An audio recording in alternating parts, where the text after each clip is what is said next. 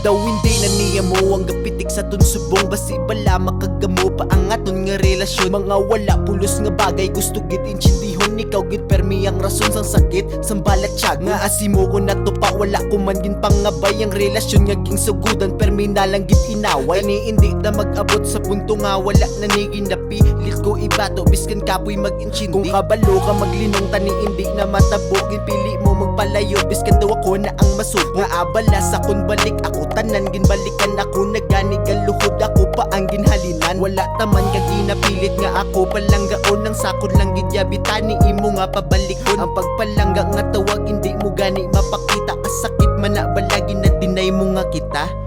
Dinay mo nga kita. Dinay mo nga kita.